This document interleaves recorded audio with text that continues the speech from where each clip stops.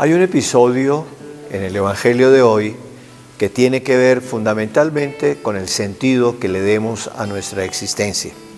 Por eso los invito a que escuchemos con suma atención la proclamación del Evangelio. Lectura del Santo Evangelio según San Marcos.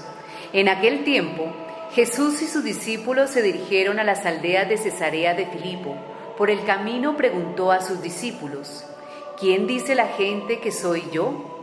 Ellos le contestaron: unos Juan el Bautista, otros Elías y otros uno de los profetas.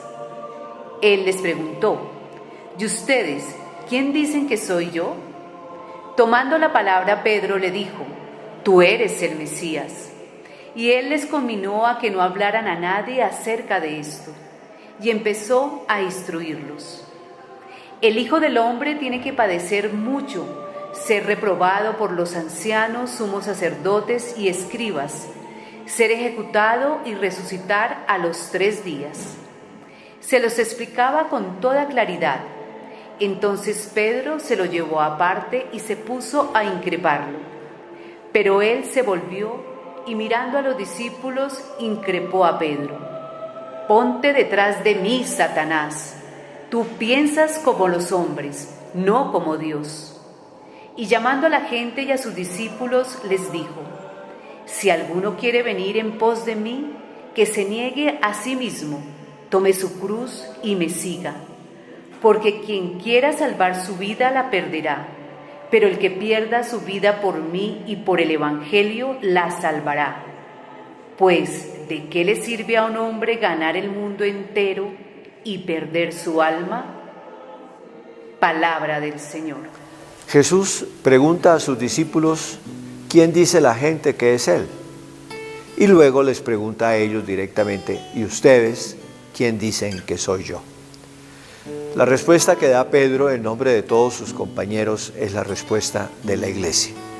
Tú eres el Cristo, el Mesías, el Hijo de Dios. Pero indudablemente que esto, que es lo que repetimos todos los días, especialmente los domingos cuando recitamos el credo, tenemos que tratar de ver qué significa en nuestra existencia diaria. Porque podemos repetir: sí, Cristo es el Hijo de Dios. Sí, Cristo es el Hijo eterno del Padre, nacido de la Virgen María. Sí, Cristo es nuestro Salvador. Pero ¿qué significa eso para nosotros? ¿Qué significa? Por eso el Señor inmediatamente después le dice a todos: si alguno quiere servirme, que me siga. Porque indudablemente que si somos capaces de confesarlo, tenemos que seguirlo. O sea, la confesión se realiza, se hace auténtica y real precisamente a través del seguimiento del Señor. Es decir, haciéndonos verdaderamente sus discípulos y todos los días logrando que nuestra vida, con la acción del Espíritu Santo, se vaya transformando hasta hacernos cada vez más como el Señor Jesucristo, capaces de entregar nuestra vida en el amor a Dios y a los demás. Por eso es bueno que hoy nos examinemos. ¿Qué significa Cristo, nuestro Señor, en nuestra vida? ¿Qué incidencia tiene esta afirmación en las decisiones que yo tomo en el día a día? ¿Qué importancia tiene esta afirmación en el sentido fundamental que yo le doy a mi existencia? O sencillamente, yo podría suprimir esta fe y no cambiaría nada en mi vida.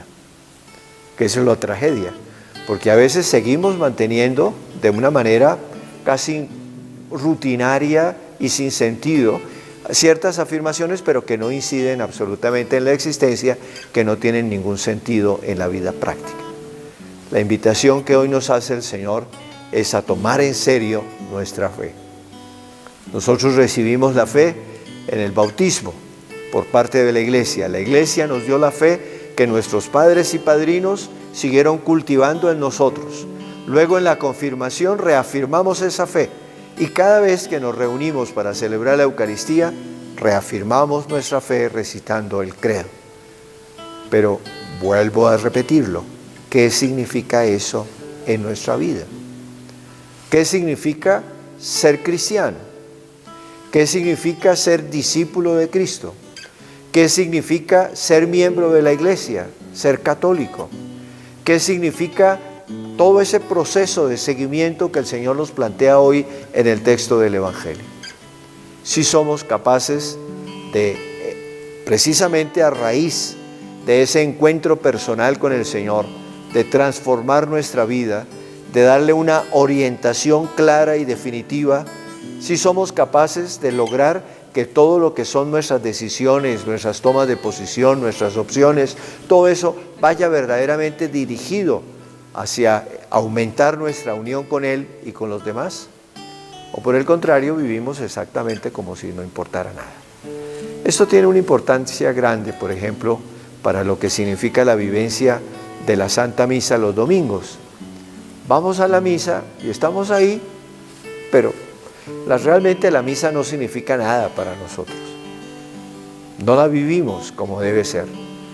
El reto es a que de verdad seamos capaces de asumir nuestra realidad de cristianos, de encontrarnos personalmente con el Señor que nos ama y ser capaces, por lo tanto, de renovarnos cada vez más con la asistencia a la Eucaristía, con la reafirmación de nuestra fe. Pidámosle al Señor que Él venga en ayuda nuestra.